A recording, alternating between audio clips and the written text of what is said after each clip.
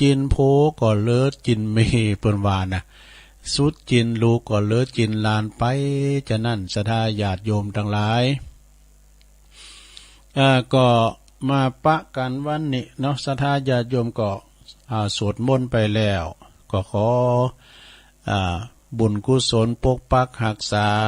ศรัทธาญาติโยมปอโลงแม่โลงมีสุขภาพพลานามัยสมบูรณ์แข็งแรงเน้อกินข้าวลำกินน้ำลุงอยู่ก้ำจูปูจาอยู่ปิ้นลมโพลมไซหือลูกหือล้านนะปิ้นตีแนะนำนะเป็นเนติแบบอย่างกับลูกกับหลานเนาะขอส่งกำลังใจอธิษฐานจิตแผ่เมตตาไปทางอีปออีแม่เนาะที่นอนติดตังติดเต้งเดินเหินไปไหนมาไหนบ้าใดก็ขอปิ้นกำลังใจเอาวิทยุปิ้นกูนะลงนะฟังไปปุงว่างไปเนาะเอาศรัทธาญาติโยมลูกหลานตันเต่าไปกาดไปลีไปกับรถลาโยดยานพาหนะเนาะกับรถกับลาก็ระมัดระวังมีสติก่อนสตัดนะรถมันจะมีกับรถเฮาระวังทางเฮาตัวระวังทางเปิ่นตัวเนาะเดินทางเขี้ยวขาดปลอดภัยทั้งขาไปและขากลับเด้อต่อไปก็เอ่ยไปจังสถานีวิทยุกันสถานที่เปิ้นมีบุญต่อโสตประสาทหูเฮาทั้งหลายสูงถึงจ้องถึงบาทนะในวิทยุในเครือข่ายที่เปิ้นรับสัญญาณรายการธรรมะนะจงเวลา3 ถึง 5 โมงเนาะขอบคุณสถานีวิทยุพระพุทธศาสนาการศึกษาและวัฒนธรรมวัดฝายหินตำบลสุเตปFM 104.50 เมกะเฮิรตซ์โดยเมตตาบารมีธรรมอาจารย์ท่านพระครูสมุวิสุวัฒน์วรกิจโจตัวปีเปิ้นลิงสัญญาณไปองค์ขลงในเมืองก็ฟังก่อนเปิ้นกันนะเปิ้นฟังคืนหงตุลุงก็ฟังได้หมดลุงทองมาดูนะเกี่ยวกับสงวนลิขสิทธิ์การนี่แล้วก็พระสงฆ์สุปฏิปันโนฟังจนจบตุลุงทองกับเพลงตุลุงเข่าพอดีเนาะเอาขอบคุณสถานีวิทยุคณะสงฆ์อำเภอฝางก็ตั้งอยู่ที่วัดพระบาทอุดมน้ำบ่อสาวาสำนักวิปัสสนาFM 100.25 เมกะเฮิรตซ์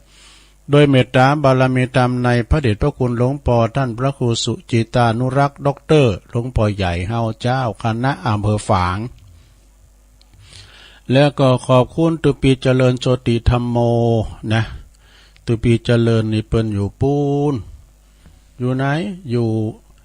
วัดพระศรีมหาโพธิ์ม่อนปิ่นตะโปธารามนะ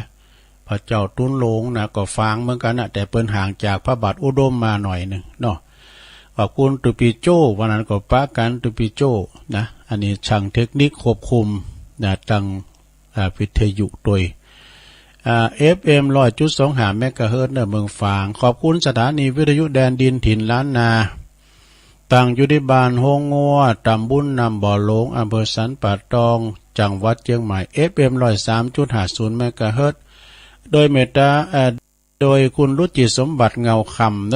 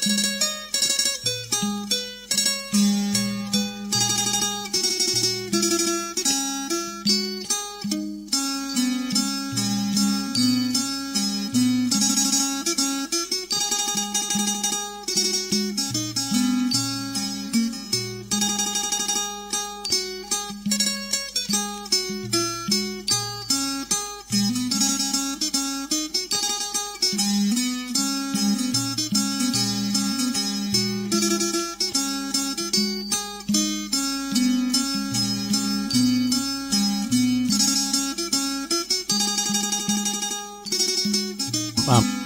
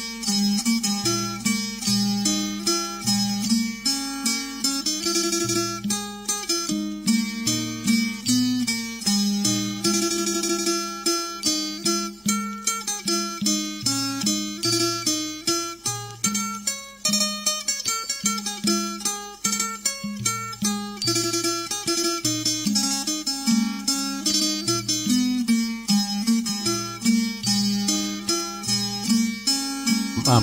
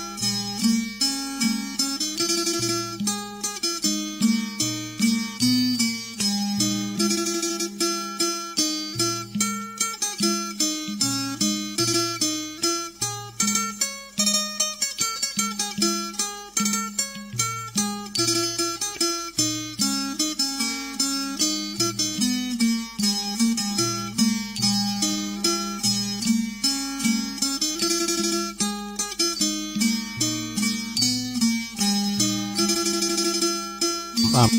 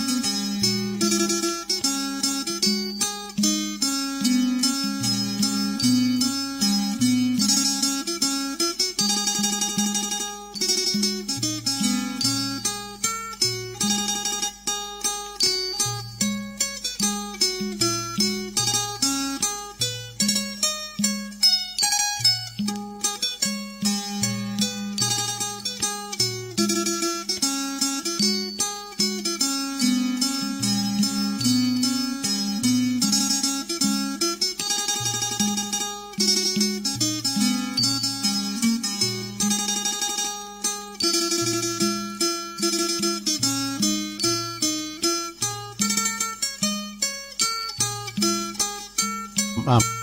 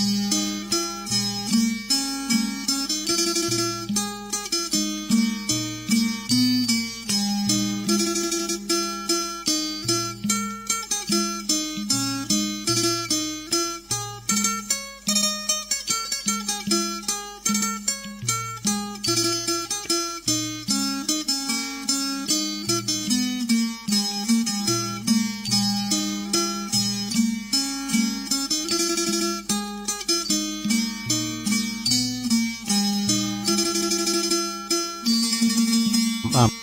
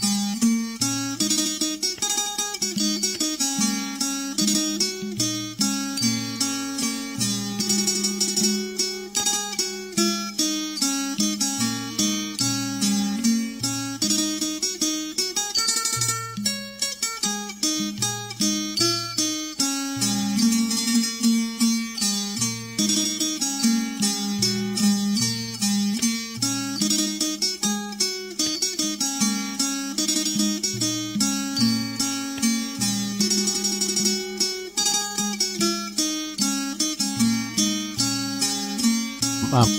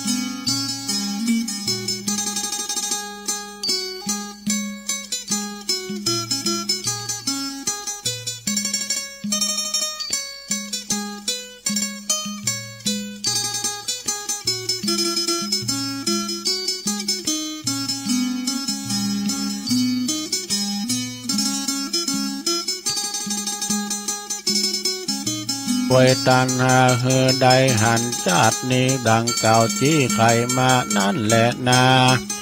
ตาสามาเหตุนั้นเราคนหนุ่มเท่ายิ่งใจควรกาดเน่งไม้คืดพอสร้างจุงสร้างก่อต่างดีหลีกเว้นหนีกรรมบาปอันกายาปาลาพิจารณาคำเจ้าว่าเรานี้เรามาเกิดเอากำเนิดเป็นคนนะได้สร้างกุศลมากน้อยมีศีลจองหอยรักษาหรือใดมาได้เกิดมาปังเป่าสูญโยเล่าได้การว่าเราตายพลากนาจากโลกลาโลกาจักมีสั่งจ่าช่วยกรรมเฮือใดลวงล้ำเครื่องขี่เฮือใดปุ้นหนีปุ้นจากต่างตุกยากเครื่องเข็นได้สุขเย็นจื่นจอยยาขึ้นไฟห้อยเอาเบาว่าตัวแห่งเรานี้นั้นเรายังหนุ่มเนาวันวายปล่อยอายุไขเท่าแก่ก้อยสร้างจะแตบต่างบุญ เหตุตานุนติดต่อมีศีลก่อนรักษาโอยนออันว่าอานิจจังนั้นนามันบ่เตียงมันบ่เตียงลูกความเงียงเปปังกันว่ากำปังลังสร้างไว้มาเลยไล่ตัวตานะได้ตายดับขันไปเสียก่อนก็บ่ได้หอนซาได้สร้างแต่ตาตั้งดีจักเสียตีปางเป่าบ่มีอันใดเล่าติดตนย้อนเมาวนจ่องหอยกาดตำบาปถอยตั้งวันบ่กึดหันสร้างก่อเฮชีวิตต่อโตตนาต่อไปตั้งดีการว่าตายในพลากนาก็ไปตกต่ำจะอาบายนั่นแหละนาจุมลางคนนั่นเราอายุแก่เท่าจะลายังบ่พิจารณาตนตัวผมยังหัวก็มางอกปานปอออกดำแดงบ่ยำแยงตัวเก่ามักดื่มเหล้าไอ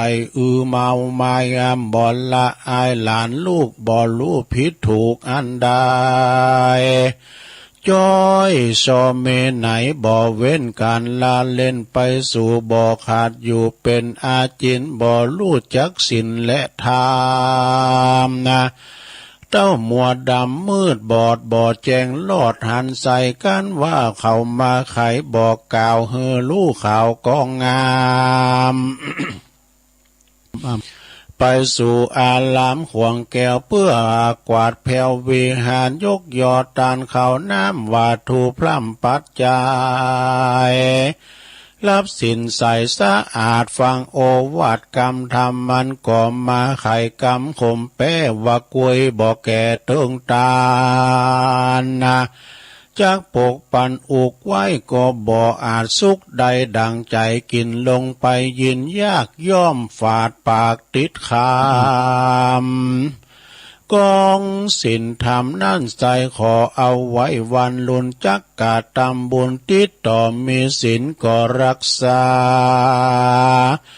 มันเต้าจากกล่าวว่าอ้างบ่หันสร้างบุญใดยามต่อยามตั้นไขบอกเล่าว่าที่ไหนมีเล่าที่ไหนมีเล่าจินปา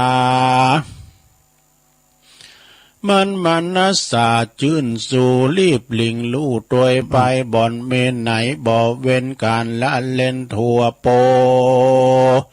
ตั้งไฮโลแลพายบาเกียวพี่ตายบ่ไว้เอาว่าตั้งจนไก่ผู้ป่าดื่มสุราข้ามเจ้าบ่กึดเหล้าอาบายบ่ละอายต่อบาปมักงากายาปาลาตั้งวัดว่าบอกเขาอายุแก่เท่าได้กันว่ามันตายลาภาคดับจิตจากเมืองโคนนะบุญกุศลมากน้อยบ่ไฟห้อยกับตัวเต้าเมามัวมืดบอดบ่กึดลอดสินทำนะบาปย่อมนำจากลากไปสู่ห้องอาเวจีสาวเวยตุขีหลายแหล่บ่เว้นแว่คืนวันนั่นแหละนาโซตุจานะสัพปุริสะทั้งหลายตั้งยิ่งใจมวลหมู่อันนั่งหรือว่านอนอยู่ฟังธรรมจงดาจำติดต่อบ่ขาดข้อลำดับนาบัดนี้จักกล่าวว่าเฮรู้ข่าวยาวไปเถิงอันนี้สงสัยบ่เศร้าดังพระพุทธเจ้าหากเทศนาว่ามนุษย์น้อยใหญ่มีใจใฝ่ยินดีศรัทธามีอย่างเชื่อใจใฝ่เอื้อฟังธรรมเตียนย่อมนำไปนำเฮือไปอานิสงส์ใหญ่ล้ำเลิศมาบังเกิดในใจ คือฟังปลาไขบอกกล่าวลาเฮือลู่ข่าวกองดำลู่ตังงามมัวดำถอยไหลลู่ตังกาไตกองดี บทใดดีไปแจ้งมาฟังแทงลายหนป่าเฮอโตนรู้แจ้งที่บ่มีที่สงสัยกันว่าบทใดบ่แมนได้รู้แก่น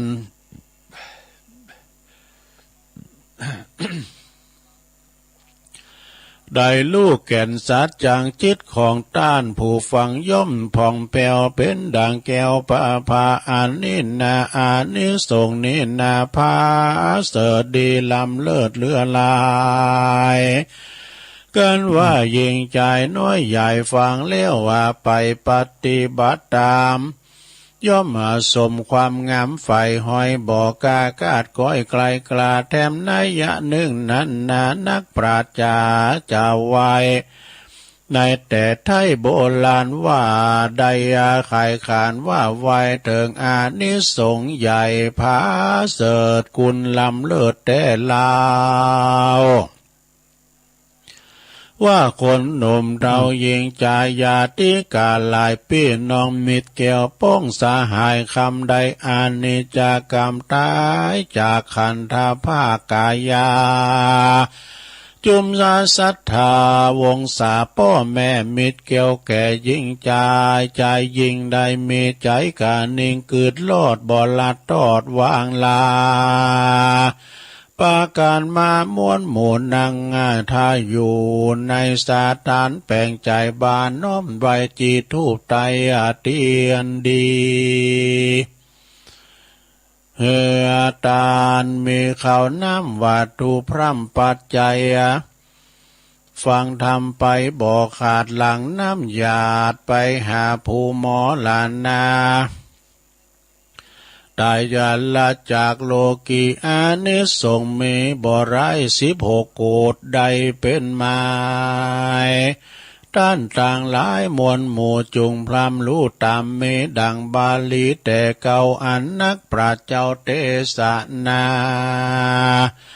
ว่ากาเลนะธรรมสวรรนังเอตัมมังกาลมุตตามังดังนี้ไข่เก่าจี้เป็นไตว่าปุกกาละผู้ใดก็แล้วมีใจผ่องแผ้วฟังธรรมของพระองค์คำปาพุทธเจ้าด้วยใจบ่เศร้าตามกาลก็จักมีใจเจยบานชื่นจอยจิตไฟหอยสาธาอย่างกุลลัตตานา3 สิ่งปาเฮดายะใจสังเวชยิ่งในสังขารอันเป็นการเตือนตัวบ่อเฮเมามัวไปต่างบาปอันกายหยาบน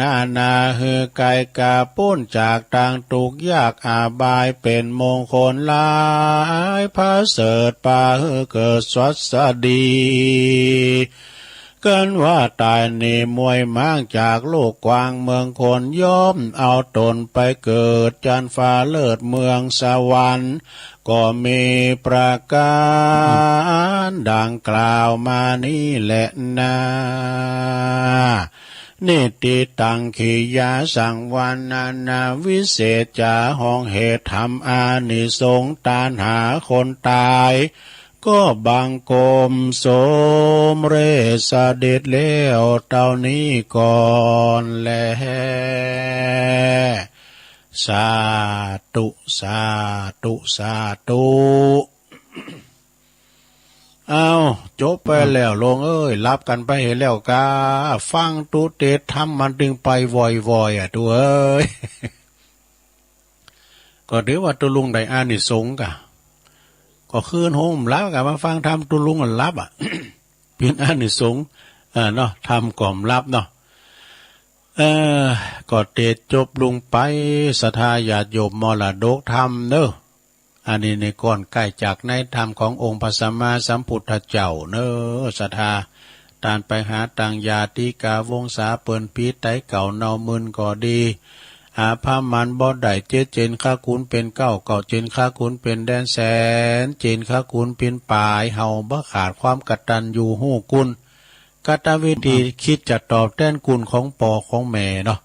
พ่อแม่นี่เปิ้นได้ลุ่มหายแต่จากไปละมรดกตกทอดให้นาป่าตั้งเลิกสนไหลนา ตีฮอตีเฮินปิ้นสมบัติอีปอยแม่โมสถาตานกูเข่าหือเปิ้นเด้อตานน้ำตานทำหือเปิ้น เป็นความกตัญญูกตเวทิตากุลเด้อศรัทธาน่ะ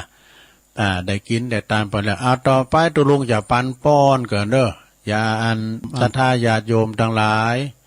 อาจจะปันป้อนก่อนเอาป้อนกันเกินเด้ออยู่ดีมีสุขขอเหือนอยู่ดีมีสุขอายุหมันควันยืนมีโจกมีใจนะอำนวยอวยโจกเนาะอย่างนั้นทันทนาย ปัทมพรอันนี้เปิ้นตานวันเกิดแฮปปี้เบิร์ธเดย์โดยขออำนวยอวยโจกให้ศรัทธาทั้งหลาย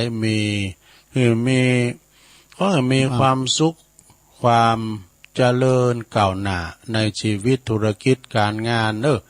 สุขสำราญโดยลาภโชคโภคทรัพย์นะมีสุขภาพร่างกายสมบูรณ์แข็งแรงสมปรารถนาดังใจอธิษฐานในสิ่งอันเป็นกุศลจงปรากฏผลโดยเร็วพลันทุกประการทุกท่านเทินยะถาวาลิวหาปุลาปาลิปุเรนติสากลังเอวเมวะอิโตทินังเปตานังอุปกปปติอิสิตังปฏิตังตุมหังขิปะเมวะสเมจตุสเปปุเรนตุสังกปาจันโทปนารโสยะถามณีโจติระโสยะถาภวะสัพพิติโยวิวัจจันตุสัพพะโลกวินาศตุมาเตภวัตวันตรายโยสุขีติฆายุโกภวะอภิวาตานาสิริสานิจังวุตาปจายโนจัตตาโลธรรมาวทันติอายุวันโนสุขังปะลังสาธุสาธุสาธุจบลุงไปสถามรดกธรรมพวกตุลุงก็เสาะมาแถมวันเสาร์สุกเอาเราเสาเอาหน่วยสถาญาโยมทั้งหลายฟังธรรมตามการนะกาเลนะธรรมสวนังนะทำตามการไปจะได้ยังสถาญาโยมตุลุงก็มันเป็นหน้าที่เนาะธรรมะคือหน้าที่เวลาถึงคิวตุลุงมันแบบเป็นรับแบบเป็นนอนแต่วันคือแล้วรับดีหรอรับละตุลุงวัดห่างต่ำด้วยสะดุ้งตื่นว่านาฬิกาปลุกตีหนึ่งตุลุงลุกมาเลยนะในรับผิดชอบในหน้าที่การงานบ้าหือบกผ่องนอกเสียจากว่าอินเทอร์เน็ตกาฝุ่นตกฟ้าแพ้ฟ้าผ่ากาตะหือตะอ่านเนาะจากนั้นก็มากึดเติงหาอีปอยแม่เวลาตุลุงลุกนอนรับหลึงเนาะนี่มารับดึงรับขี่เศร้านอนย้ำลุกตำเดียวนะอีแม่เขาอีพอเขาถ่าฟังเนี่ยนะก็ว่าคุณเฮาถ่ารอคอยฟังเนี่ยเนาะอย่างเฮาถ่าฟังตุ้นอื่นนะตุลุงก็เป็นนักฟังเหมือนกันนะก็เดียวกันเพลงเปิดออกมาใจดีล่ะจะได้ฟังละเว้ยฉะนั้นญาโยมทั้งหลายเนาะธรรมะก็คือหน้าที่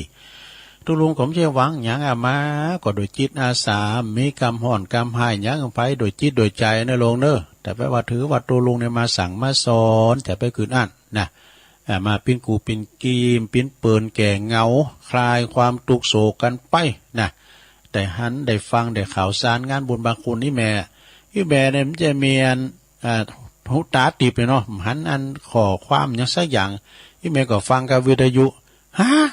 เป็นได้ไปว่าสมบัติเมตานี่ตายเบิ่งกันแล้วหูก็มีนะเนาะที่เปิ้นอยู่ป่าเขาลำเนาไปซ้ำเตอเปิ้นนอนห่างนอนหน้าก็มีนะนอนโซน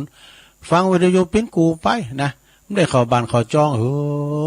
มื่อก่อนสมัยอีปอปิ้นบ่าวเนี่ยโธ่ไปผ่อนหนังขายยาสมบัติเมธานีเนาะเปิ้นแสดงหนังพระเอกตลอดกาลบัดนี้เป็นว่าเปิ้นตายไปแล้วอายุเปิ้นคือ85อันนี้ในเสียงฟังอายุนะลงเด้อได้กำให้กว่าพระพุทธเจ้ามา5 ปีเนาะพระพุทธเจ้าได้เปิ้นเข้าสู่นิพพานมีพระชนมายุ80 พรรษา80 ปีเปิ้นยังว่าแม่ยิ่งนี่นะอายุแต่ถึง80นะปัจจัย75ฟังเปิ้นว่านะแม่ยิ่งจะอายุยืนนะศรัทธาญาติโยมทั้งหลายอันนั้นก็ตัวลุงก็มาโดยจิตโดยใจศรัทธาญาติโยมทั้งหลายนะผู้ก็ยังจะมาอยู่พวกนี้จะเป็นวันนั่นนี่กะวันพวกนี้จะเป็นวันที่กิจกรรมนะศรัทธา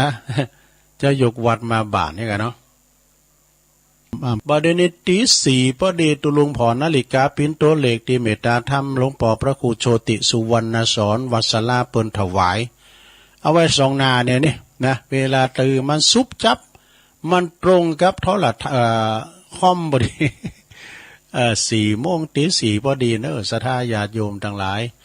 ลำดับต่อนี้ไปตุลุงก็จะได้เล่านิทานชาดกเนอะเกี่ยวกับคุณแม่คุณปอเนอะศรัทธาเนอะมารดาบิดาพระคุณปอแม่นั้นมีนักนาป้าป่านแม่แต่สัตตลิสารสัตสิ่งหิ่งห้อยเนาะมันก็ยังหักลูกมาพอไก่หรอไก่แล้วมันเขนะมันเขลูกเตอร์ลูกมันก็มันโกนตีนอ่ะมันถีบแบบว่าจะไก่ไก่น้อยอ่ะมันกวัดอะไรเคาะเขาโอ่งด้วยการกุ๊กไอ้น่ะปวดตัวลูกมันแลนมาส่องแล้วอยู่ในปากกันลูกมันจักเอาอย่างหมาก็เหมือนกันเนาะนะมาน้อยก็มาไอ้น่ะมันซ้ำหลอกออกมามันกินยาวมาซ้ำหลอกลูกมันก็กินอันนี้เนี่ยมันเลี้ยงลูกของมันเนี่ยสถานลูกนี่มีบุญคุณกับปอกับแม่นะปะชอบปีนไหมหรอปอแม่นี่มีบุญมีคุณกับปอกับลูกกับเต่าหนักนะเลี้ยงบ่าใหญ่ก้องใหญ่เลี้ยงเต่ามาเต่าตีนเต่าฟ้าจ้อนฟ้าหอยเกิดมาบางคุณก็โจกดีนะลูกปิ้นเกี่ยวปิ้นคูนเห็นจนถึงฝั่งก้ำหน้าเรียกว่าสุดยอดปลายนะบางพ้องสุดปลายสักก้ำเนี่ยเป็นลูกคุณล่ำคุณรวยแต่ไปเอกเลเกเลไปคบแว่นไปบัดถึงดวงดาวก็มีทั้งเดียวปอแม่มีพร้อมนะเอาของเงินคำสัมปติก็มีพร้อมแต่ลูกเอาฐานนี่ก็มีนาสะด้านนะเนาะมันแล้วแต่บางคนปอแม่ตุไล่เข็นใจก็ลูกก็ดีแต่เฮนก็เก่งด้วยนะจนผมมียังเดียวว่าจะอันขายแล้วก็เอาเหือมันไปอีนะอันนี้ก็กุลปอกุลแม่ศรัทธาลองฟังพอนิทานนะ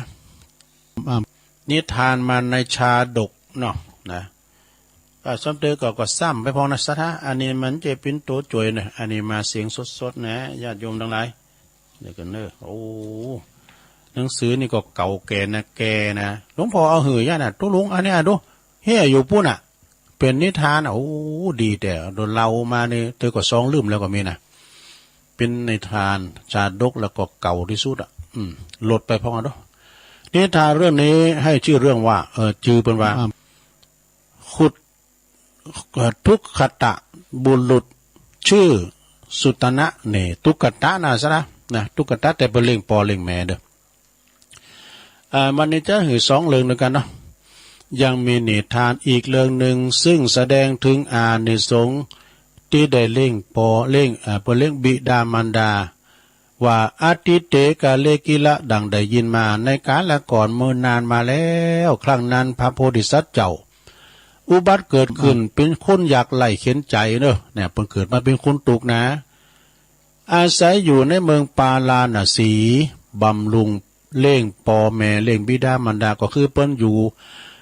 เล่งปอเล่งแม่ซะนะตุกตะยากโกนเนี่ยนะเปิ้นเป็นหน่อพุทธังกูลเป็นพระพุทธเจ้าเป็นเรียกว่าเสวยพระชาติเป็นนั่นคุณอยากไล่เข็นใจเล่งปอเล่งแม่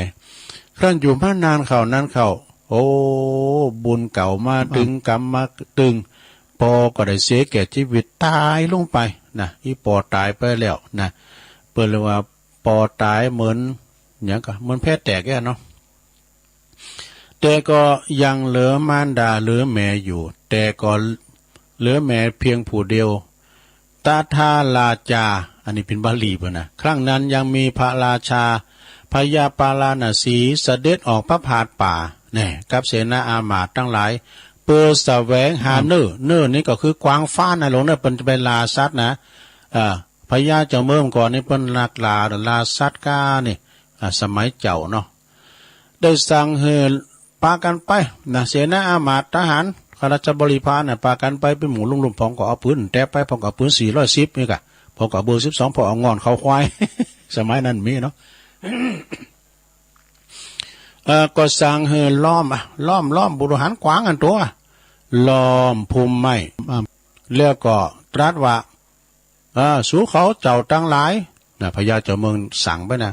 ถ้ ถ้าว่ากวางตัวนี้นะมันออกตัดหน้าผู้ได้นะผู้นั้นจะได้รับโทษนักเน้ออยู่ว่าปวดตัวเสนามาก็กลัวกันเนาะต่างคนก็ป้องกันหน้าไผหน้ามันเน้อนี่นะเอโกเอนิโค ยังมีเนื้อทรายตัวหนึ่งเนี่ยกวางทลายนะยังมีกวางทลายตัวหนึ่งอยู่ในภูมิใหม่นั้นพอดีอ่ะเ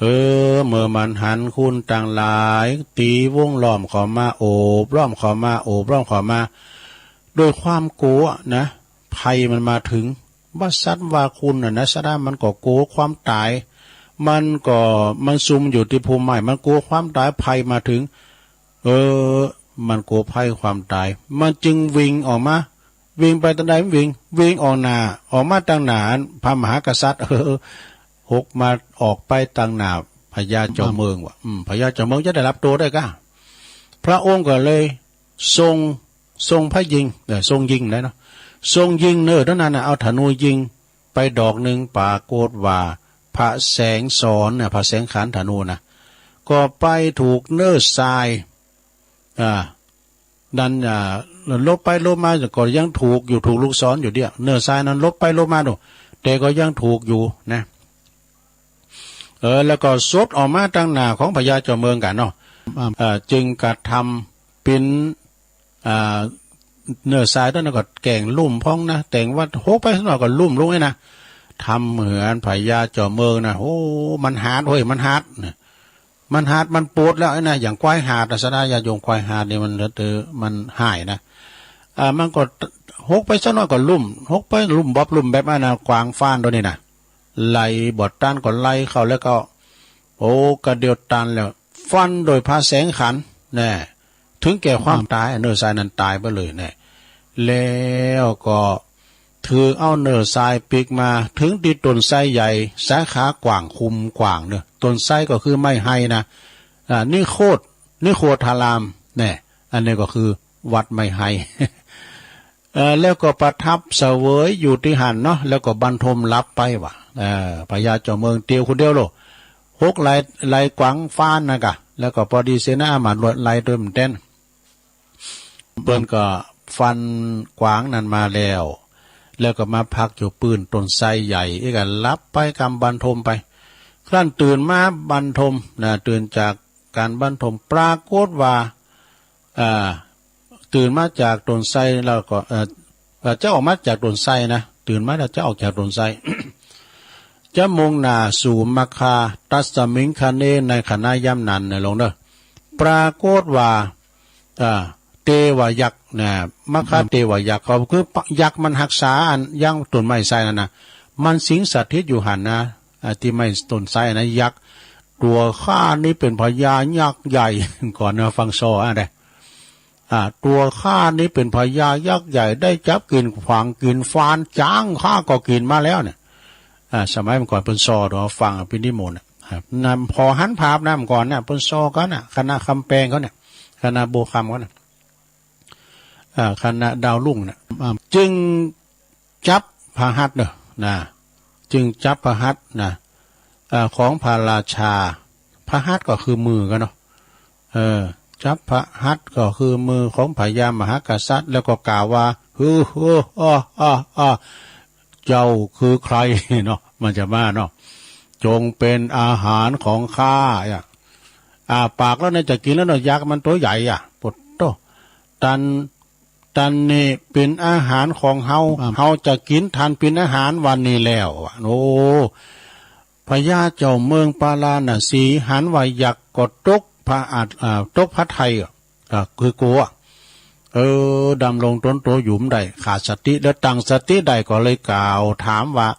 ท่านจะกินเฮาวันเดียวหรือว่าจะกินไปถึงวันทุกวันใจอยากต้นนั้นก็บอกต่อว่าถ้าได้อยากอ่านกินถึงวันก็ดีกะนี่นะกินถึงวันก็ดีจะเป็นการดีที่สุดไอ้นะอยากกับว่าหันตัวถ้าอยากอ่านก็ดีแล้วนะอาจจะหือทหารส่งคุณมาหือกินถึงวันตื่นมากินถึงวันนี้ขอเป็นพญาเจ้าเมืองก็ปาลนสีจึงว่าถ้าอย่างกันนั้น อย่าท่านจงปล่อยเขาไปนะจงเขาปล่อยไปบ้านไปเมืองเขาจะไปสั่งการให้คุณมาท่านกินเป็นอาหารเป็นวันนาเองนะเขาจะส่งมาพร้อมกับอาหารทุกวันยักษ์ได้ฟังดังนั้นก็ดีใจกันเนาะถือเอาซึ่งคำปฏิญาณแน่นะพระราชาก็แน่นอนจะเอามาแน่นอนแล้วก็เลยปล่อยไปฝ่ายพระราชาเมื่อถึงพระนครแล้วนะก็รับสั่งกับเสนาอามาตย์ปล่อยนักโทษมาเป็นคุณบ่เอานักโทษไปเลยนักโทษอย่างขาคุณนะเอามาก่อนเอาตรวจน้ำมาก่อนเนี่ยเนาะเอาจากคอกมาแล้วก็ส่งไปเอาจากเฮือนจำมาแล้วดูไปยับเอาคอกมายับเอาคอกยับเอาคุณขี่คอกมาไอ้กะคุณในคอกเอาที่ตรวจนักมาก่อนไอ้กะกินไปเป็นวันคุณว่าลูกกินไปวันคุณแล้วก็ถือสำหรับกับเขาไปด้วยวะนะนักโทษก็ซื้อสำหรับกับเขาไปโดยแต่ติวปินโตยะไปสู่สำนักมคเทวยักษ์เนี่ยทุกวันมคเทวยักษ์ก็ได้บริโภคนักโทษเป็นอาหารอยู่เป็นนิดมา แต่ทำอย่างนี้มาจนว่านักโทษในเรือนจำหมดว่าโอ้ตายหมดได้คอกวางแล้วกันเนาะพระราชาจึงรับสั่งให้เอาทรัพย์1,000 ตำลึงไปวางไว้บุญคอจ่างแล้วก็เป่าประกาศว่าถ้าผู้ใดนำเอาอาหารไปให้ยักษ์ใดขอจุกมาเอาทรัพย์นี่เนอะตามความใจปรารถนาตังสุตตาโพธิสัตโตในขณะนั้นพระโพธิสัตว์เจ้าที่เปิ้นผอก้อยดูแลเปิ้นเลี้ยงปอเลี้ยงแม่นั่นนะโพธิสัตว์เจ้าเปิ้นเป็นหน่อพุทธังกูลหรอนะได้ฟังการเป่าประกาศดังนั้นแล้วนะก็ไปฮับเอาทรัพย์มานี่ข้าจะจัดการเองเนาะข้าพระเจ้าขออาสาเถอะนะไปฮับเอาทรัพย์1,000 ตำลึงแล้วก็เอามามอบให้แก่มารดาบิดาคือแม่เลิกกับแม่ดอกปอเพิ่นตายไปแล้วเอามาให้แม่โดยความกตัญญูฝ่ายราชบุตรนั้นก่อนนำเอาตัวของตุกตะนั่นนะตุกตะที่ชื่อว่าสุตนะนี่นะไปเข้าเฝ้าพระราชาพระองค์ก็ทรงตรัสถามในกิจเนาะตามกิจจะทูลว่าข้าพระองค์เนี่ยขอรับพระราชทานเนอะฉลองพระบาทก็คือรองเท้าของพระราชาคือฉลองพระบาทนี่คือเกิบของพระราชาเนาะ แล้วก็สเวตชัดอันนี้ก็คือชัดเป็นชัดเนาะกลางกันกับอันพระขันเนี่ยกับพระขันก็คือถดปิ้นดาบเนี่ยแค่เนาะสำหรับถือพระราชาก็จึงตรัสถามว่าของเหล่านี้นะท่านจะเอาไปเปิดประสงค์อันใดหรือเนี่ยพระโพธิสัตว์เจ้าก็ทูลสนองว่าอมนุษย์นะอมนุษย์ก็คือยักษ์นะอมนุษย์ยอมโกสัตราอาวุธ ยอมโกสัตราอาวุธถ่าสวมรองเท้าและก็กังชัดปิ้นลมไปยักษ์ก็จะทำอันตรายแก่เฮาบ่ได้นี่อันหนึ่งอาหารที่นำไปให้แก่ยักษ์นั้นก็ใส่ภาชนะทองเลยเนอะไอ้น่ะโอ้ใส่ถ้วยเงินถ้วยค้ำกันนะแล้วคือบุรุษนำไปนะพระราชาพญาเจ้าเมืองก็กระทำตามถ้อยคำของพระโพธิสัตว์เจ้าทุกประการนี่โพธิสัตว์เจ้าก็ออกเดินทางจากพระราชฐานไปโดยบุรุษนะก็คือมีทหารนี่ติวปินโตไปดอกปินโตยักษ์ถ้าได้ใหญ่กันนะเด้อนำอาหารไปถึงต้นไทรล่ะไปถึงไม่ให้ล่ะพระโพธิสัตว์เจ้าก็คือบุรุษนั้นหยุดอยู่เต็งเพ่งแต่นั้นเนอะแล้วก็ปอกบานไปนี่นะจะเป็นอันตรายแก่ท่านจึงปีกบานไปหาลูกหาแม่เองพระองค์ก็เลยใส่ฉลองพระบาทก็คือซุปเกิบแล้วซุปเกิบพระราชาแล้ว แล้วกังโดยสเวตชัดนะพระหัตถ์ถือภาชนะนะพระหัตถ์ถือภาชนะอาหารแล้วก็ยืนอยู่หิ้มก็ไม่ให้ไม่ใส่นะแล้วก็ส่งภาชนะอาหารให้แก่มัคคะเทวยักษ์โดยพระหัตถ์นะยืนมือไปเอาอาหารเนี่ยไปเอาไปเตกินเนี่ยแกงเฮ็ดนี่ผมใจก็ แกงเฮ็ดมีแต่ก็ตอนนั้นมัคคะยักษ์ จึงดำริในใจว่าบุรุษผู้นี้นี่มีปัญญาเนอะไอ้ดอกบุรุษผู้นี้มีปัญญาจึงมีวาจาถามว่าดูก่อนมานพแปลว่าชายหนุ่มเนอะลงเนอะมานพแปลว่าชายหนุ่มดูก่อนพ่อหนุ่มเนี่ยเนาะเหตุไฉนตันจริงบ่เข้ามาสู่ตนไส้ที่นี้ไอ้นะจะได้บริโภคกินข้าวด้วยกันเนี่ยไอ้นะโพธิสัตว์โตฝ่ายพระโพธิสัตว์เจ้าจึงตรัสว่าดูก่อนยักษ์นะเฮาเข้าไปท่านก็จะกินเฮาไปกับเอาไปจำกันนะพริกกันนะกัน ท่านก็จะเอาเฮาเป็นอาหารเนี่ยนะกันนะเนาะความก่อจะเลิงลือนะถ้าท่านเอาเฮาไปกินเป็นอาหารนะท่านความก็จะเลิงลือละบือไปนามว่าอยากกินคูนที่เปิ้นเลี้ยงมารดาเลี้ยงแม่เด้อเป็นตุกะตะเลี้ยงแม่เปิ้นก็อยากจุนเฒ่าแก่แลมอนมาได้ดูแลแม่ได้ป้อนข้าวป้อนน้ำนะ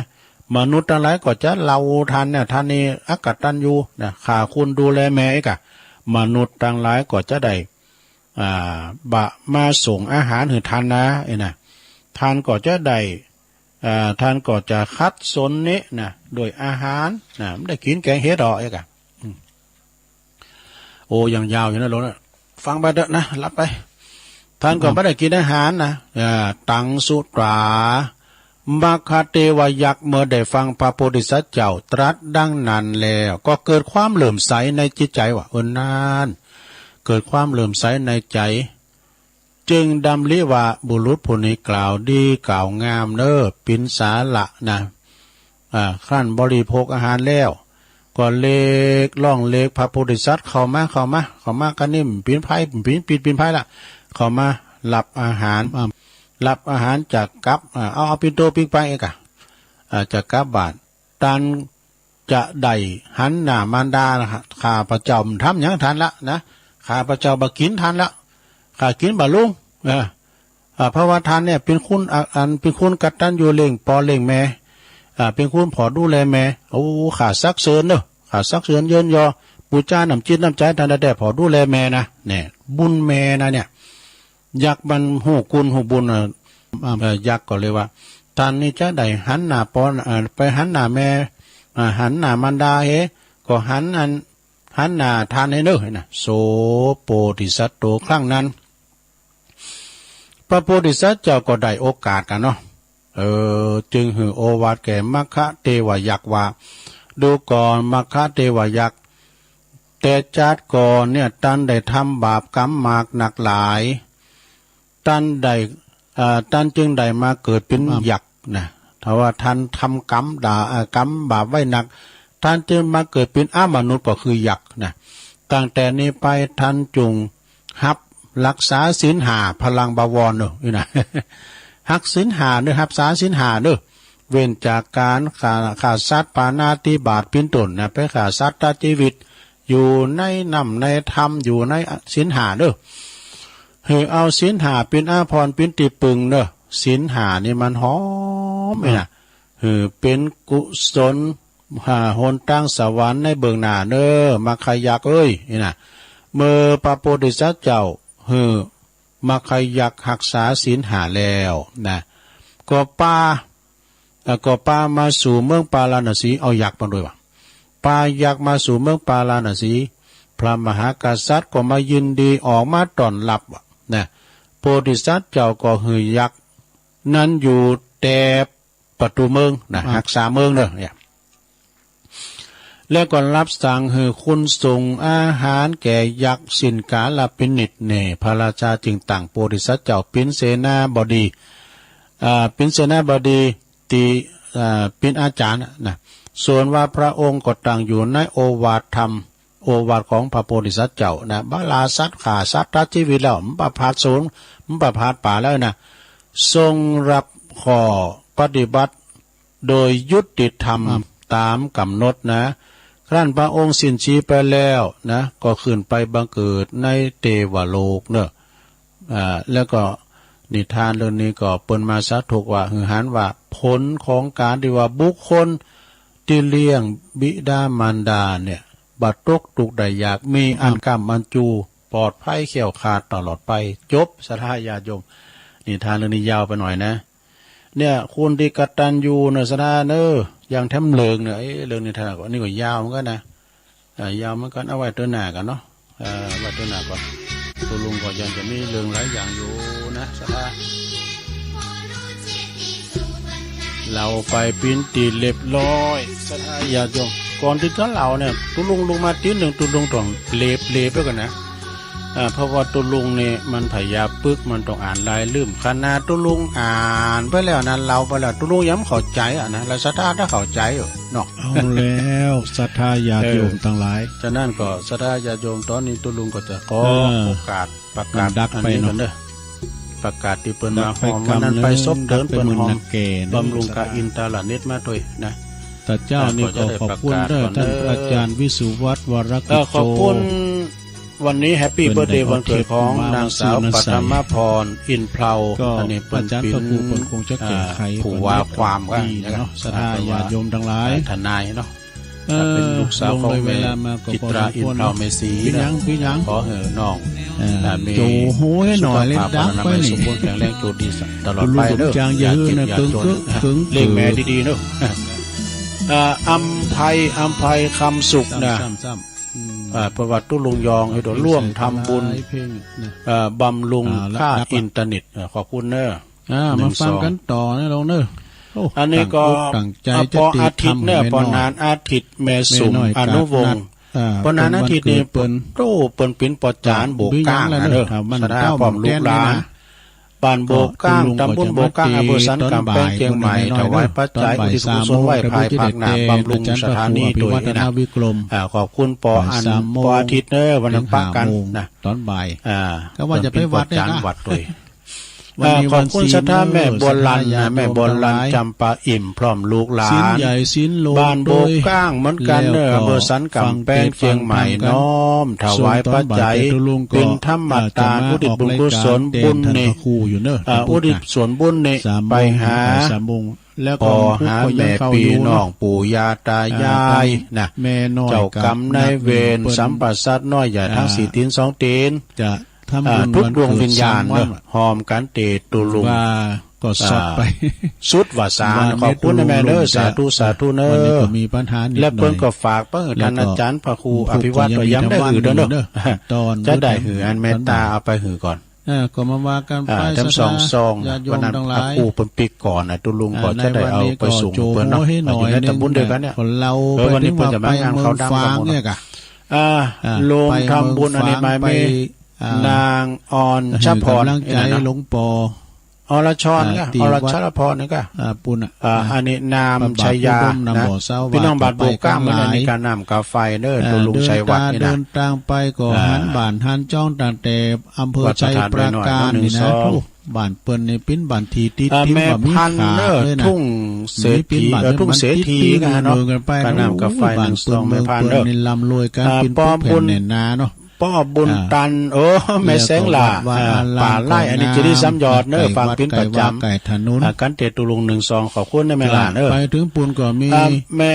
จันฟองโปที่เรือนั่นปุถุบันน้ำตุนเนอะแม่วางคนนั้นวันนั้นก็ไปปะกันอยู่นะไปกับแม่สุทัศน์แม่นางลีกับนางวีนางลีลาลอยก็รับลอยไม่มีอะไรรับลอยตู้ก็อู่ยังรับลอยก็ไม่ลาลอยอย่างนั้นนะถ้าพิษปาปกันได้สุมาเด้อวัดพระบาทอุดมนี่เป็นหอมมาเสียงมันสอนหอมตุลุงมันสอนกันว่าละพีพันเครือโยอันนี้ก็หลังทกสฝางเดิน1 2เนี่ยเขาจะแก้ไขเนอะมีศาสตรานางสาวนัทธมนนัทกมลแท้กุยโยมฟังก็รวมทำบุญตุลุงยอง1นี่มันก็ตุลุงยาวสิ่งเดียวยองนะกันเนาะสมบัติบ่อย่างงองูมีแม่อย่างเนี้ยก็ว่าไปตุลุงต้องวางจบเวลากันเนาะเมตตาไอ้ครับเมตตาบุญเมืองผ่านพิมพ์ขอสมาเนี่ย1 2ปอเมืองแม่พรบ้านโบกก้างสันกับแปงโบกก้างนี่เป็นคุณยองทุกหมดเลยสนาเด้ออินตะละเน็ตวันนั้นเปิดมาแสดงดนตรีเครื่องบรรดาเนี่ยโบกก้างศิลป์นี่นะตามปกติในวันที่25ว่าดอกพออาทิตย์แม่สุมอนุวงศ์เนี่ยรวมทำบุญถวายต้านไหวภายภาคหน้าบ้านโบกก้างแต่ก่อนนัดอำเภอสันกำแพงเนอะว่านี่ไป จำนวน200 บาทยินดีในปนานเด้อปนานนี่เป็นปออาจารย์ด้วยไปเจงดาวแม่จันฟองปิมปาสันต่อไปอันนี้ก็แม่กัลยาด้วงอินพร้อมลูกหลานเด้อบ้านโบกก้างสันกำแพงแล้วกินข้าวตอนแล้วจะโอ้ปอพี่บุญแม่ฟองจันมันยังแมปอ้ายเสาเด้ออันนี้ตำบลโบกก้างเหมือนกันนะเปิ้นมอบหนังสือตุลุงเหมือนกันนะได้อ่านได้ปนั้นไปป้อพี่บุญหนังสือเปิ้นโอ้เก่าแก่นะแก่นะว่าวันเกิดแล้วป้อหลวงสุทัศน์นะป้อหลวงสุทัศน์แม่บัวเที่ยงพรหมพิชัยกันเนาะปลงบันโบกก้างเด้อตำบลโบกก้างอำเภอสันกำแพงรวมทำบุญ100 บาทยินดีปลงเด้อปลงก็ไปแล้วก็แม่บัวเย็นสุรินทร์ตุ้ยหน่อยบุญปันเนออันนี้ก็บ้านคุณแม่สายดอยนะสันปัดตองความขอบคุณสันปัดตองมาแล้วเพิ่นก็ถวายของฝากจากเมืองฝางเป็นกระท้อนหวานผลตู้วันณะเรืองกระท้อนหวานได้แต่เนื้อสถานตุลุงยาวไว้ในตู้นายโสพลนางวิไลอนุอรุณสว่างบ้านดอนปินแม่วางโอ้พี่น้องดอนปินแม่วางก็ไปน้ำขุนหวานนำเนาะแล้วก็นางสมอันนี้ก็เปิ้นอยู่ห้วยอินยาสีเน้อก็ได้1 2อำเภอฝางแล้วก็การน้ำกาไฟเพิ่นมาถึงวัดลุงยองการอันนี้ขอบคุณแม่จันฟองละออแม่จันฟองปงดอนนะบุตรพี่น้องแก้โฮมปงดอนขอบคุณนะแม่เด้อรวมทำบุญแล้วก็มีแม่สุทัศน์ดีมูลอันนี้ก็นำกาแฟจากแสนตมทุ่งปีแม่วางเด้อคารวะหลวงปู่มีป้าน้อยอินคำแม่เดือนโมนรับไปก่อนกะชัยน้อยไปกัน12ตูนเนี่ยกะถวายต้านไหวไปนะพี่น้องบ้านดอนปินเด้อทุ่งหลวงทองนี่นะอารมณ์ไม่วางเก่ากับอันในการ32ขอบคุณเด้อขอบคุณที่ทำซ้อนอันลงทำบุญกะอินแต่ละเน็ตตุลุก็จะแกะแล้วก็หอมว่าเน็ต700อ่ะพื้นตีกันเนาะปลายเดินเนี่ยวันที่20ปลายต้องไปชำระการเน็ตตลอดการไปสู่โพชฌงค์ครับปริศนาทรงโพชฌงค์7นะ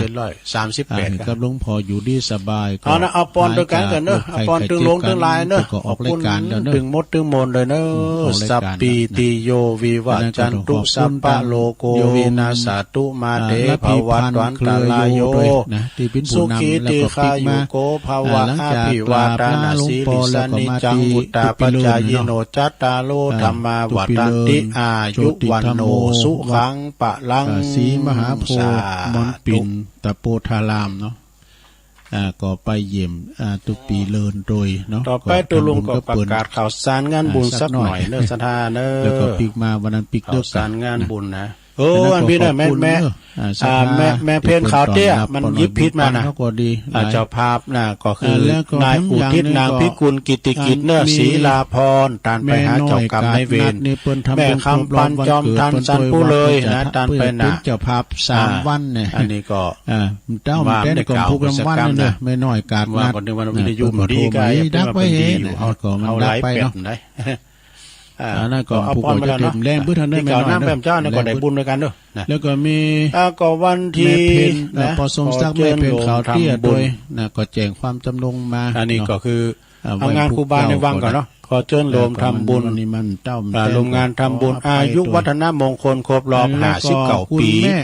พระครูวิสิทธิ์ศรีลาพรเจ้าคณะตำบลป่าแดดเจ้าอาวาสวัดวังสิงห์คำครูบาในวังเด้อเปิดเทศน์เฮาฟังถึงวันนะเป็นปานักเทศในวันเสาร์ที่20แล้วก็วันที่21 สิงหาเนอะเป็นวันเกิดของเปิ้นนะเวลา9:30เปิ้นสืบชะตาลงโดยก็ไปรวมมุทิตาจิตกับเปิ้นเด้อที่วัดวังสิงห์คำเนอะสนาเด้อโรงพยาบาลวัดครูบาในวังนะไปรวมมุทิตาจิตไปโฮงตานไปหับสังก็ดีไปทำบุญในกรณีพิเศษไปปูจากันติกันทำก็เชิญเด้อที่วัดครูบาในวัง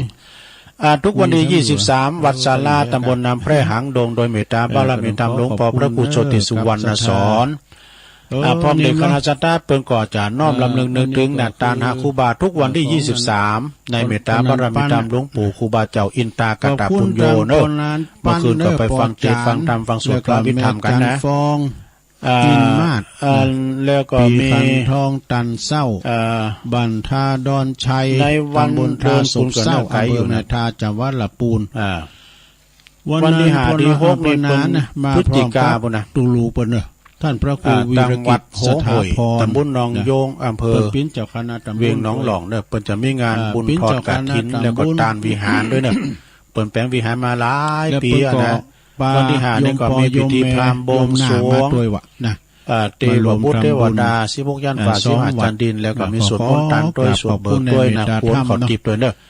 แล้วก็วันที่6ก็ตอนเจ้ากับใครตาพระเจ้านะตานวิหารการที่วัดโหงโหยเด้อตำบลหนองโยงทางบรรทานะ แล้ว เจ้า ก็ คณะตำบ ตุ ล ลาเนี่ยว่าให้กันเนาะ แล้วก็ ก็มีหลาย ทำด้วยเนอะ ที่เพิ่น แม่ สูงมากนี่ แม่ นะ จันฟ้องตานทำ ในวันที่27ไปเด้อนี่ก็จะไม่ได้ลืมเนอะสนาเนอะว่าเพิ่นจะมีงานเทศทองหล่อรูปเหมือนของครูบาพระครูวรวัฒน์ที่คุณนะหรือว่าครูบาอินโทเนอะเต่ากับ ลูก อง ชะ ค์จริ ตาง เห็นแล้วคือปีนานบุญปีนานบุญมาพ แล้ อ ว ดี ก็หลูกปู่ครูบา ครูบาก็เอากลับนึงอ่ะ ปัน ตุ อ ลุ ยู่ งก็ โดย เอาก วั ลั น บ ที่27เด้อ27สิงหาไปเดือนนี่นะ เปิ้นพิจารณา ที่วัดคันธวาสทุ่งปุยตำบลสันติสุขอำเภอ ได้ยกยอดกันนะ อำเภอดอยหลอกของเขานี่แหละนะในเมตตาบารมีธรรมอาจารย์พระครู ยกยอด สุคนบุญญากรเจ้าคณะตำบลสันติสุขเจ้าอาวาสวัดคันธวาสทุ่งปุยปลงบ่อยเขาไอ้จรูนเขาเด้อวันที่21ตุลาทอดกฐินที่วัดเหล่ามนทาเนื้อวังศิลาฤกษ์ศาลาการประเรียนตุย13ตุลาก็ทอดกฐินแล้วก็วางศิลาฤกษ์ศาลาการประเรียนที่วัด ฉันเพ ถวายทานนะถวายทานศาลาการประเรียนโดยที่วัดสันตอทุ่งเศรษฐีนะเวียงป่าเป่า13ตุลา14ตุลาก็งานบุญกฐินแล้วก็สันปัดต้อง เปิ้นก็จะมีงานบุญกฐินที่วัดสันกาวานตำบลแม่กาแล้วก็วางศิลาฤกษ์สร้างพระธาตุเจดีย์โดยเด้อในเมตตาบารมีธรรมอาจารย์พระครูสังวรศิลพิพัฒน์เจ้าคณะตำบลแม่กาวันที่15ตุลาก็งานบุญกฐินที่วัดสันตึงตำบลขงเปาเด้อพร้อมกับเพิ่นจะได้สร้างศาลาวางศิลาฤกษ์พระธาตุเจดีย์โดยเด้อ16ตุลางานบุญกฐินแล้วก็สร้างศาลาสร้างเจดีย์ถาดด้วยนะ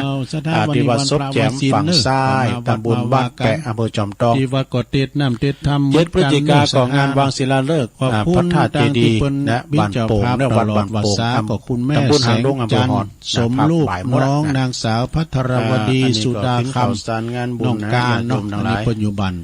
ป่าคาตำบลเชิงดอยอำเภอดอยสะเก็ด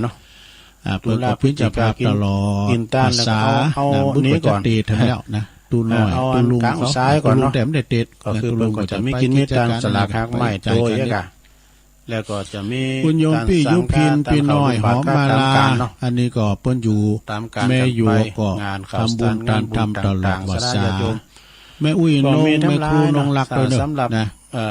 แล้วก็แม่ศรีธรเป็นจิตจากชัยปราการหนองบัว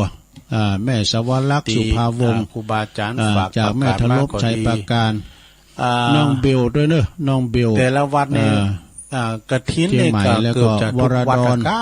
ดรนี่อยู่ดอยน้อยพัฒนาหนองหานสันทรายนะอย่างน้อยก็มีไปนั่นนี่ก็ปิ้นเจ้าภาพงานบุญกฐินนี่ก็สำเร็จกันมีไผที่ไหนก็เจ้าบ้านเปิ้นโลมกันเอาเก่ามามีพาให้ขอบโคนนึงเนาะจะได้ก่อนผู้กตาแล้วก็มาโลมกันจะไปจ่ายการนี่สงให้ตุเจ้าด้วยเอาละจะติดทางว่าเปิ้นจบต้องฟังเสียงพี่น้องเนาะเปิ้นสั่งที่ไหนเปิ้นก็คือก็สั่งเหมือนกันโมดเด้อสลาแต่ละวัดแต่ละว่าตักไปตั้งลายก็เขาบอกนั่นลายตัวลุงนะมันหายหมดตักมาทำไมนะสั่งวัดสั่งว่าทุกคนไปหมดแล้วแน่นอนนะก็เสวยสุกเพราะได้เพราะว่าครูบาก็ลอกก็ครับตาคือว่า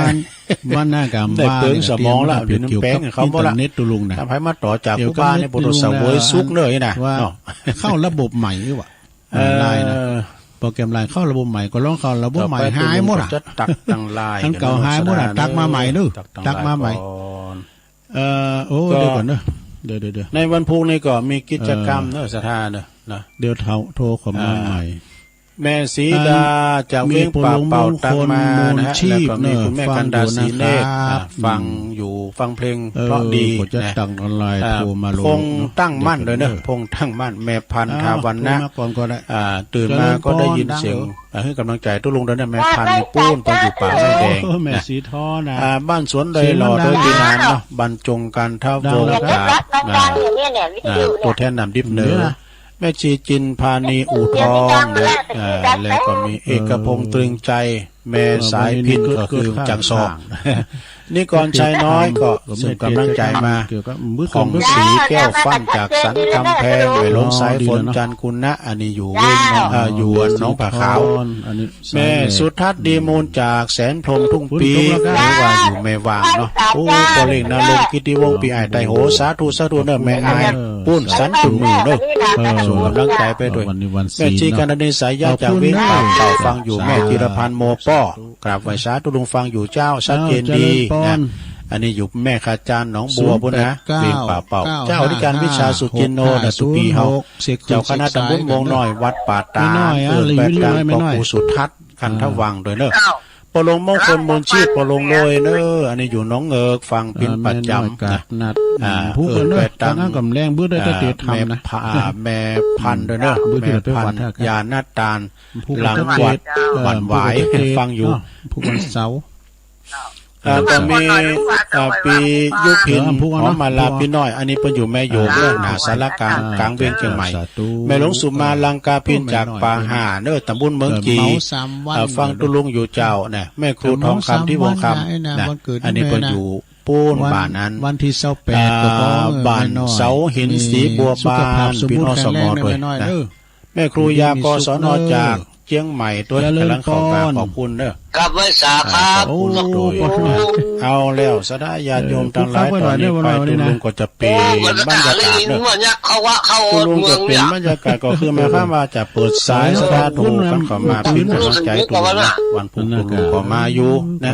พุทธยกวัดมาบ้านนี่แหละสอทำเกตโมนะครับเอาว่าโมนเอามันโมนเปิ้น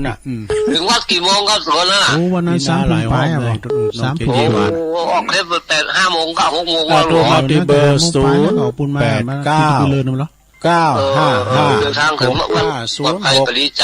เจริญปอนโอ้ขอบคุณตื้อนักเด้อ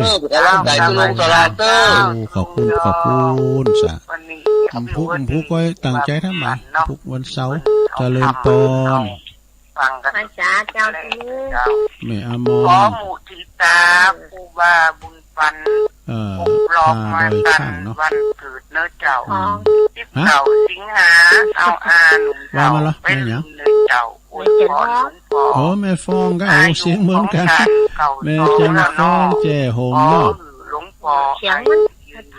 มันพี่ยังวันนี้เกินโอเกินพี่ยังพวกก็แก้ไขใหม่ดีเนาะแม่จันฟองแจ่ห่มปงดอนต้องมาจุ่มดินเลยนะแม่เนาะขอบคุณเนอะมีซุปอยู่ด้วยมีซุปสาธุเกิน0899556506ฟังกันแต่ละคืนแต่ละตีเด้อตั้งเรื่องน้องหลังยังมาเด้อมึงฟังมาแล้วนะเปิดเสียงมันสอนเจริญพรไปสาธุโอ้ขอบคุณตังนะเป็นหงใส่เจ้าเดินเท่าฟังขอบคุณตังฟังครับลุงได้หลวงพ่อเป็นแก่ไขโดยพระครูแก่ไขลุงของจางฟังได้เสียงมันสะท้อนเดี๋ยวเป็นสองฝ่ายนะจ๊ะแต่นักตั้งแต่ขอบคุณป่อบุญตาเนอ3 หยอกอ้าวเจริญปอนตูแต่ก็ลืมอวยพรหลวงปู่เนาะตุอุ้ยเฮาเพราะตุอุ้ยมีสุขภาพสมบูรณ์แข็งแรงเด้อ92 ปีแล้วเด้อตุอุ้ยผู้ขอบคุณพระปุญญาธรรมโมมันก็เหมือนรถได้กันมีน้ำมันเก่าไปเพิ่นเด้อ19แล้วก็92เขามีหลายปีเจริญปอนเจ้ากลับมาจากเจ้าจะรู้ทางอยู่เด้อเดินเดินไปจ้าผมจะไปที่คนละเอกก็ตั้งต่ออย่างน้อยวันนั้นเห็นน้อยนะเจ้าเนาะเอาเลยดีละบุ๊ดจะไปเจ้าพี่ผัดจะไปเอาไปจิ้มเด้อพ่อแม่แกเท่ายิงใจความหูมันปัญญามาละดีแต่ไม่จันเขาเปิ้นออกใจกินอีกนายแต่งเอาเนื้อเจ้าเนี่ยตำตัวคนเท่านอนลายมันมีหลายร้ายจะบอกอย่างเท่าหัววายได้ดอกเดียวจะบอกคือฟังคนเ เขาวายนั่นเปิ้นตึงว่าดีเหมือนกันเขาสิโนทำมาได้แต่งกรรมเราใจเราที่ตรงนั้นน้องที่น้องยิ่งใจน้อยใหญ่จึงมาเอาใจใจในการหวังแก้วอารามลูกหลานเก็บดอกไม้ดาไว้ใส่ขันอ้างว่าปวดแอวปวดหลังมาไปฟังธรรมด้วยโวยเอาที่สามนั้นนะยิ่งจะเก็บมาโอ้ในการนั่งโวยดูบ่หูต่างอยู่ต่างไปอ้างว่าลูกหลานนักมามีที่อยู่ด้วยไทยอย่างมาตุกโตตุกใจคนเท่าตั้งหลายขนาดจบจากตุลุงวันนี้มาสู้ต่อฟังท่านพระครูโจรทานพิทักษ์เนี่ยเจ้าอาวาสวัดแม่ห้องไคร้ดอยสะเก็ดจบจากดอยสะเก็ดก็ต่อพระบาทตาผ้าท่านพระอาจารย์ไมตรีขเวสโกวัดพระบาทตาผ้าย้อยพรกำลังโมนมาได้หลองเจ้าย้อยพรวันไหนชัดเจนแล้วเนาะสาธุเนาะจะจบรายการแล้วเป็นยังพุกก็มาต่อครับเนาะอ้าวเป็น089955650เป็นยังอุดเนาะคุณจัดกับมอนเนี่ยกับเป็นว่าอีกคุณจัดกับนุ่มเจมูนยินดีสาธุสาธุยายพรเจริญพรทั้ง4-5 นาทีไอ้พงนะครับผมแซมครับยินดีเลยอีกต้องละเนาะสาธุอาจารย์มันยิบยิบเลยแพงแล้วกะ089955650เจริญพรใส่ปากกาเสียงบัสใส่ปากกาเนี่ยมีสีท่อนะหมุนเจริญพรน้องบัวชัดเจนดิเหรอเป็นไงบ้างนะพูดเรื่องจะเกิดทำนะพระบาทรวมแน่นอนขอบคุณในหลายอ่านจื้อไปแล้วนั่นเจ้านะถ้าได้ย่างเลยนะฝนอ่ะส่วนย่างกับอ้อนนะมันตุกก็ยังห่อนมาหน่อยบุตรต่างผู้จัดต่างใจดีเนาะดีแรงบุตรนี่ได้ยินอยู่ก็ฮะแรงบุตรฟังบ่าย3ได้ยินอยู่ไม่ใช่ประการบุตรเด็ดเต้นฟังอย่างนะบุตรจะเตือนทำก่อนปนานเด้อโอ้หลวงพ่อคุยบุตรมาแล้วปางโง่ปางว่าผู้เจ้านี่ก็ไม่น้อยครับเนาะไม่กัดนัดขอบคุณปนานเด้อสาธุนั้นไปบิณฑบาตมากเด้อนี่นะเพิ่นก็มาพร้อมถึงลูกตุกเพิ่นปากพระมาเหยียบมายาวเพิ่นได้หลวงพ่อน่ะเป็นมงคลเด้อฟังติดตามฟังผู้เจ้าคณะตำบลแล้วก็สอนหนังสือโดยพระเนรเพิ่นหลายให้บุญปานะเป็นลูกของศพเตี้ยมาแล้วปนานปันแม่จันทร์อินมากเนาะพาดอนชัยวันนั้นได้ปากันสักคำได้อำเภอแม่ทาก็แม่ทาก็มีกี่คุณนาดินอมรเนี่ยเนาะที่บริเวณโพมากันเป็นประจำเป็นตัวแทนพี่น้องบันทาเนี่ยกันนะแล้วก็ทางฟังก็มาสายไต่นี่มันได้ยินเนี่ยเพราะว่าสถานีโดยหวยตองซักก่อมตั้งแต่แรกว่าละนะวันนี้ที่เป็นชั้นแต่แรกตั้งแต่ตุลุงเช็คระบบละทีนี้นะตุลุงเปิดเพลงปันได้หลายเด้อตีหนึ่งไปที่1กึ่งมาเนาะศพเตี้ยมาก็มีปัญหาอย่างฟังเพลงประจันกันแล้วก็ที่เดือดร้อนปอดถันนัดเขาแม่โบกรี่เขาที่แน่นอนก็คือสิ่งที่ว่าแม่เลี้ยวผู้กำลังใหม่เนาะซะได้เนาะเป็นยังไงเจริญปอนเวลาทำหน่อยเนี่ยโทรมาได้อยู่เนาะซะได้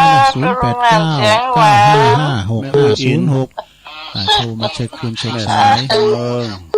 ตั้งนั้นในการที่แรกตุลุงสแตนบายเนาะ3.50วันต่อเนื่องได้ทางนำบ่ลงมันว่ามันกันฟังมันกันทีมันดังไปนั้นจะสักวันก็จะเราเรื่องงานนั่งมาทีฟังเนาะสักวัน มาเช็ค ก็ เอา เอาไปวัดน่ะ แต่นี้มันดักแต่ทุกวันศิลแล้วเด้อวันนี้วันห่างเด้อแต่ก็ลืมไปมัน2 หัวหา วันสิ้นน่ะ ไปวัดแล้วเดินเรานำที่ฟังขึ้นที่สี่คืนก็ว่าว่ากันแล้ว ดังตอนนั้นให้ไปลุงเจ้าเลยไปเตะไปยินเนาะเดียวหน่อยเขาก็สวดมนต์โดยสาตอนนี้จีไปแล้วไปลงหัวมุนในตัวอุ้ยอินเนอร์แม่สาบเสมอเจริญปอนแล้วก็แม่บัวหลานเนอร์แม่จำปาอิ่มปัจจัยก็คือท่านพระครูแล้วเนอะบารมีครับโอ้บารมีนี่หายหน้าหายตาไปหมดเด้อโดยการไปอันไปเจียงดาวเลยเจริญปอนเวโจเนาะครับผมโชว์มือกับเราใจท่านพี่ยองครับขอบคุณวันนี้คิดเขาลำดำแล้วปนห้องตุปีรู้ตั้งแต่ไหวพระแล้วได้บุญทางสาเนอะบารมีเนอะครับผมกับพระจ่าครับโอ้นี่เปิดมีลายมาด้วยเปิดจังสูงกำลังใจให้ตัวลุงอยู่บารมีวางใจชิดนะโอ้ยโจ้ไต่พวกเนอะไหลจอมต้องเจริญปอรักใหม่เนาะกับพระจ่าเจ้าแม่จ๋านะสาธุสาธุเนาะแม่เล้งแม่นิ้วแม่เล้งแม่อะไรวันเนี้ยนักการ089650ร้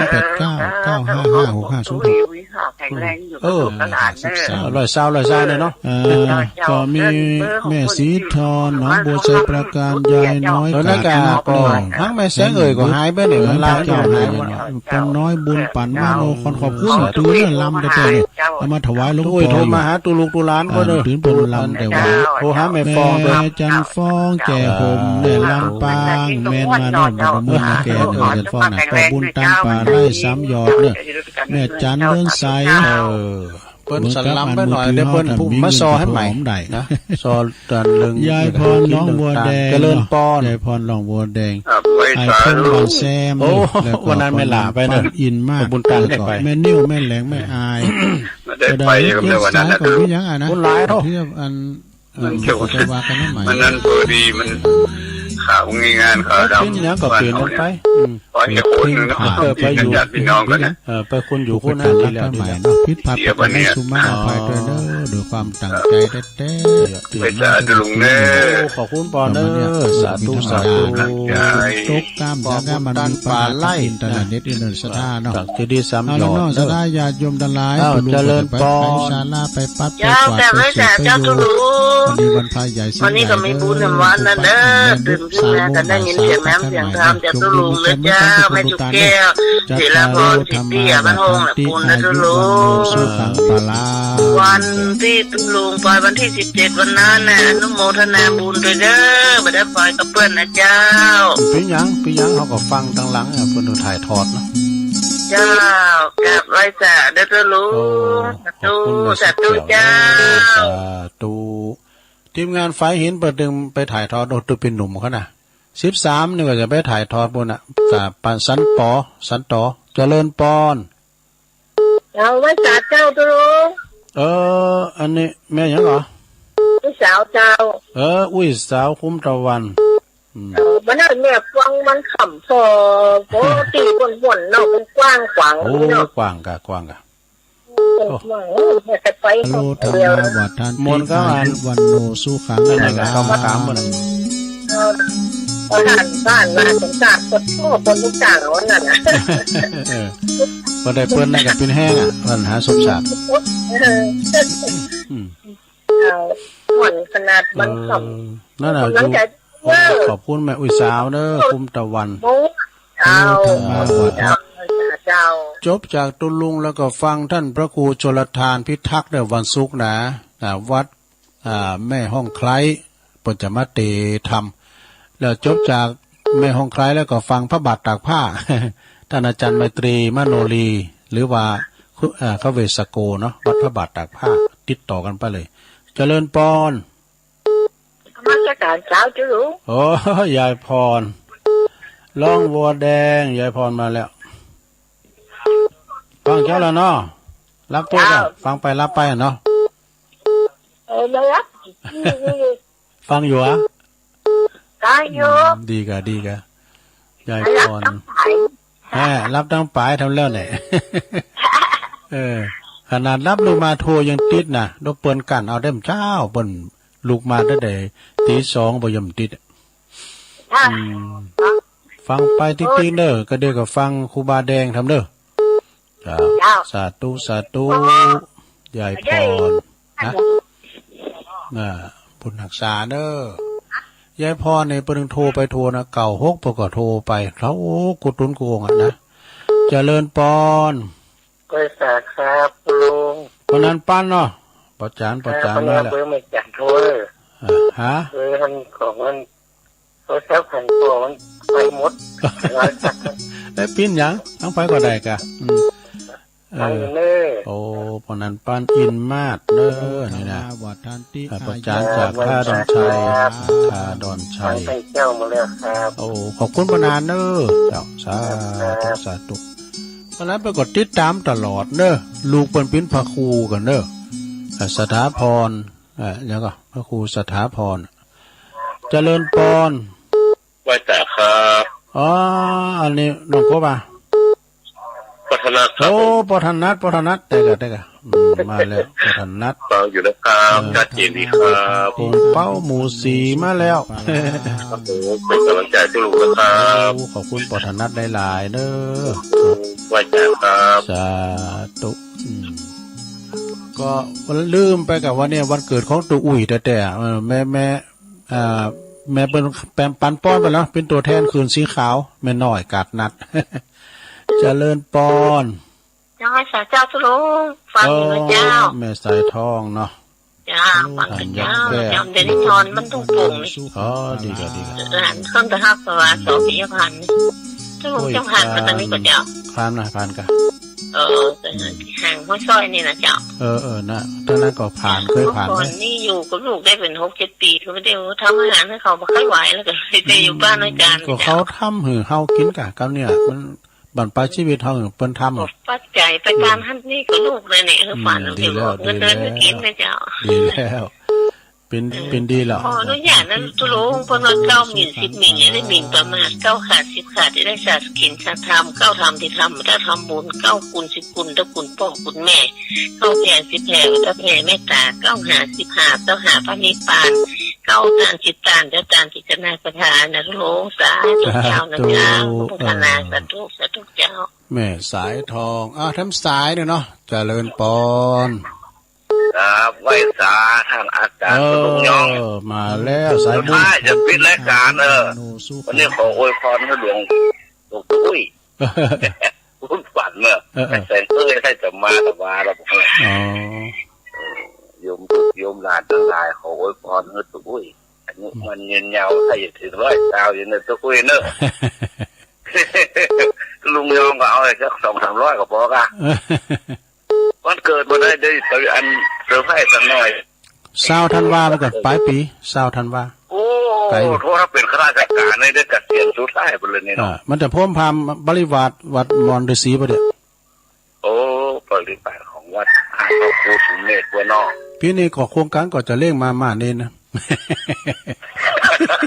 เกี่ยวกับเราไปซื้อมาเสียบมาซื้อมาเลย